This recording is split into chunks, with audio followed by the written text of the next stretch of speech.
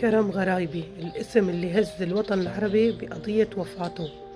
ابن الفنانة أناهيد فياض المعروفة بدلال بباب الحارة، الفنانة السورية اللي اعتزلت الفن بعز شهرتها كرمال عيلتها وابنها كرم الوحيد. بعد زواجها بالوزير الأسبق مثنى غرايبي أخذت قرارها أنها تعتزل الفن تماما لحتى تبقى جنب عيلتها وجنب ابنها كرم. فجأة وبدون أي مقدمات صحيت عمان على فاجعة وفاة كرم رحمة الله عليه. الصورة الأخيرة اللي شفناها بصفحته كانت هي على جسر عبدون. ما بدل أبدا إنه هو كان هيك رح يسوي بحاله. ناس قالوا إنه هو رمى حاله من الجسر، وناس قالوا إنه ممكن وقع لأنه تليفونه ضل على الجسر. كتير عالم قالوا إنه هو اللي قفز من على الجسر لأنه عانى من التنمر. هون نحن رح نوقف. إذا كانت وفاته سبب هالتنمر نتمنى إنه نحن نوقف انتقادات على البشر، على الطالعة والنازلة، سمين ضعيف طويل قصير.